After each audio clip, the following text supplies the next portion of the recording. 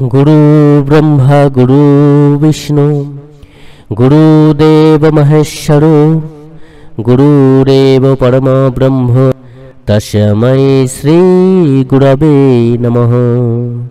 परम प्रेममय जुग पुरुषोत्तम श्री श्री ठाकुर अनुकूल चंद्रेर आतुल रांगा चरण जानाई आमार शतकोटी दंडवत प्रणाम। जय गुरु सकल इष्टप्राण दादा मायरा।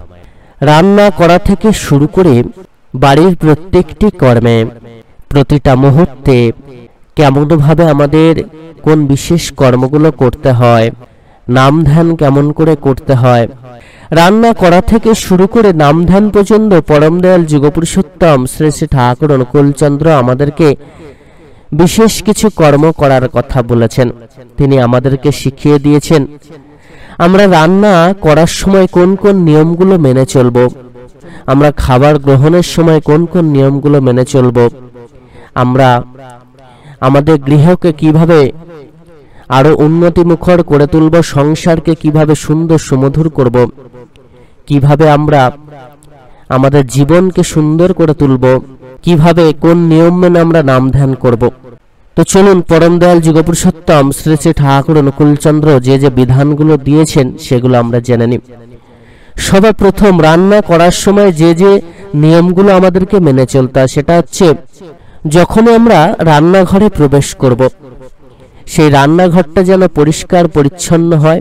जखोनी आमरा रान्नार जन्य रान्नाघरे रान्ना करते যাব तखन एकटी जिनिस किन्तु माथाय राखते हबे, रान्नाघर जेन परिष्कार परिच्छन्न हय, रान्नाघरे जेन पवित्रता बजाय थाके अर्थात बी हाइजिनिक जेन हय, माने एकदम परिष्कार हबे, कोनो रकम नोंगरा आवर्जना थाकबे ना, कोनो रकम भांगाचोरा जिनिस बा कोनो मयला कोनो जिनिस सेखाने ना राखाई किन्तु श्रेय।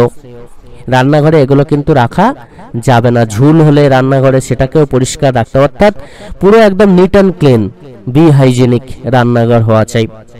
আমি বলছি না যে পাথর বসানো একদম ঝকঝকে তকতকে না, ওরকমটা নয়।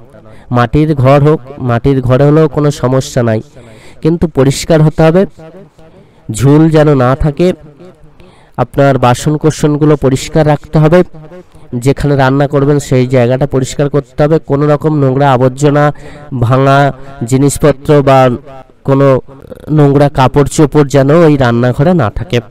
দ্বিতীয়ত যেটা মেনে চলতে হবে সেটা হচ্ছে রান্নাঘরে কিন্তু যে কেউ প্রবেশ করবেন না, যেমন তেমন কাপড় পরে বাসি কাপড় পরে কখনো রান্নাঘরে প্রবেশ করতে নেই, বা নোংরা কাপড় পরেও রান্নাঘরে প্রবেশ করা যায় না রান্না করার সময়, বা যে কেউ কিন্তু রান্নাঘরে তাই প্রবেশ করতে নেই, ওতে রান্নার যে পবিত্রতা সেই পবিত্রতা ভাবটা নষ্ট হয়ে যায়।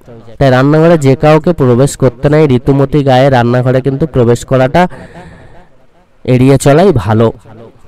এছাড়া নোংরা কাপড় জামা পরে বাসি কাপড় জামা পরেও কিন্তু রান্নাঘরে প্রবেশ করবেন না।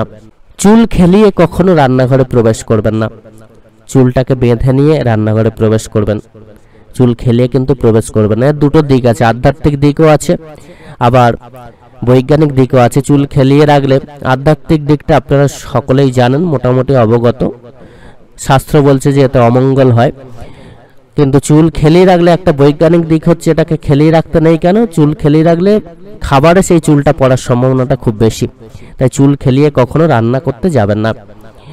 রান্না করার সময় মনটাকে সবসময় কোমল রাখবেন, শান্ত রাখবেন, চিন্তামুক্ত রাখবেন। চিন্তা করলে ভগবানের চিন্তা করবেন, ভগবানের নাম জপ করতে করতে রান্না করবেন। মনের মধ্যে হিংসা অহংকার রাখবেন না, কারোর প্রতি রাগ ভাব নিয়ে রান্না করবেন না।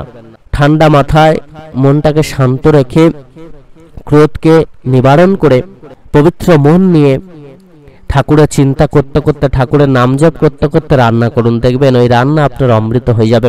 তো এই গেল রান্না করার সময় কোন কোন বিশেষ জিনিসগুলো অবলম্বন করতে হয় সেগুলো আমরা জানলাম। এবারে খেতে যখন আমরা বসবো, এই খেতে বসার সময় শ্রী শ্রী ঠাকুর বলছেন যে একটু ছাড় হয়ে বসলে কিন্তু ভালো।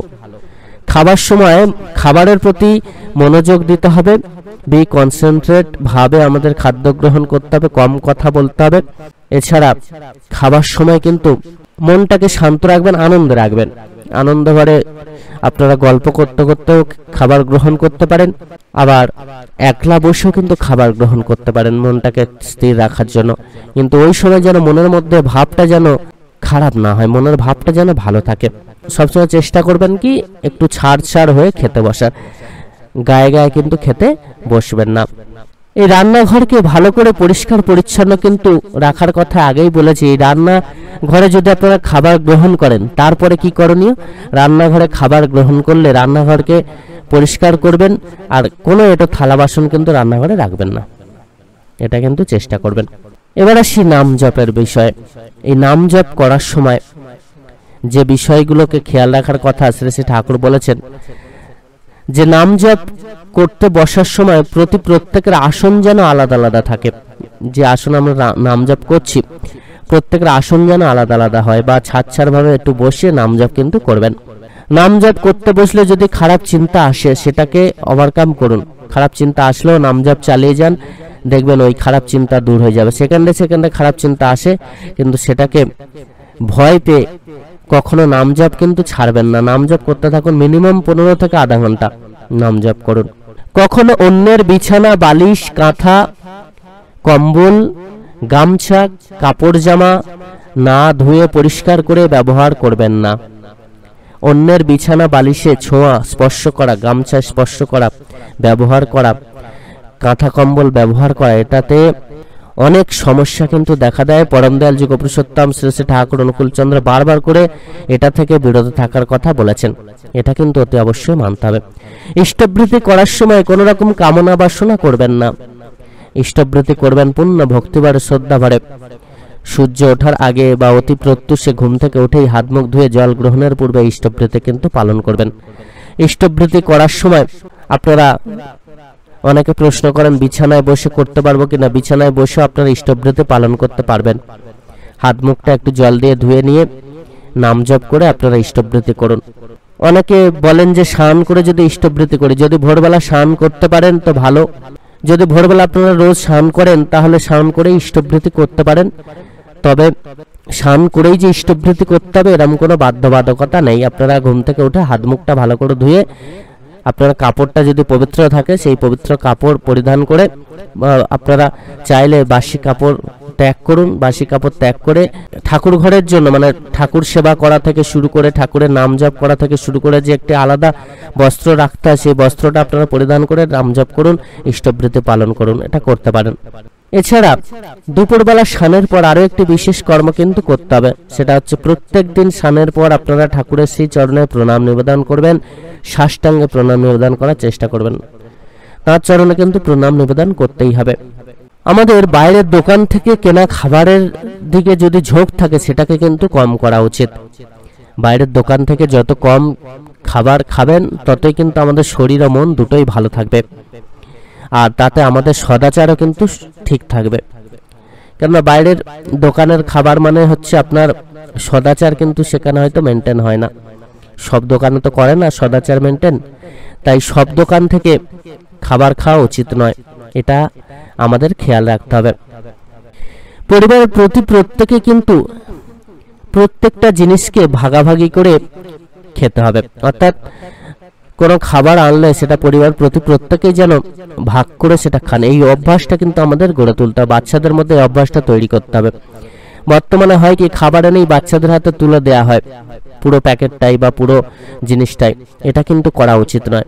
বাবা মার কর্তব্য হচ্ছে খাবারটা যখন বাইরে থেকে আনবেন, সেটাকে বাড়ির প্রতি প্রত্যেকে, ধরুন 5 জন আছে, 5টা ভাগ করবেন। 5টা ভাগের মধ্যে আপনার বাচ্চাকে একটা ভাগ দেবেন, বাকি 4 জনকে দেবেন। তার থেকে হয়তো অল্প আপনি বাচ্চাকে দিতে পারেন একটু বেশি করে, কিন্তু পুরোটা তার হাতে তুলে দেবেন না। এতে করে বাচ্চা কিন্তু স্বার্থপর হয়ে যাবে। এতে করে বাচ্চা কিন্তু নিজেরটা বোঝার চেষ্টা করবে, এই যে ছোটবেলা থেকে তাকেই শুধুমাত্র দেয়া হচ্ছে, অন্য কাউকে আর দেয়া হয় না, তার হাতে সমস্তটা তুলে দেওয়া হচ্ছে। এটা কিন্তু খুবই খারাপ একটা অভ্যাস। মনের সহনশীলতা বাড়াতে হবে। এর জন্য চাই নিজেকে সহনশীল করে তুলতে হবে, সু অভ্যাস গড়ে তুলতে হবে। আর সহনশীল করতে কিন্তু আমাদের নিজেদেরকেই উদ্যোগী গ্রহণ করতে হবে। মনের মধ্যে যেন কোনো অহংকার না থাকে, হিংসা যেন না থাকে, সেগুলোকে দূর করার জন্য আমরা অতি অবশ্যই পরম দয়ালের নাম জপ খুব করে কিন্তু পালন করব। নিজেদের কাজ আমাদের প্রতি প্রত্যেকে নিজেদেরকেই কিন্তু করতে হবে। নিজেদের কাজ নিজেদের করাটা পরম দয়াল যুগপুরুষোত্তম শ্রী শ্রী ঠাকুর বললেন, এটাই হচ্ছে শ্রেষ্ঠ কাজ। প্রত্যেকে চেষ্টা করবে নিজের কাজ নিজে করার। সব সময় চেষ্টা করতে হবে অন্যের সাহায্য যাতে না নিতে হয়। সামর্থ্য অনুযায়ী আমাদের কর্ম আমাদের নিজেদেরই করতে হবে। চেষ্টা করব অন্যকে দেওয়ার, কিন্তু অন্যের কাছ থেকে নেওয়ার চেষ্টা আমরা কখনোই করব না। সকলিষ্ঠ প্রাণ দাদা মায়েরা, প্রত্যেকে খুব ভালো থাকবেন। এই বিশেষ কর্মগুলো কিন্তু অতি অবশ্যই মেনে চলার চেষ্টা করুন।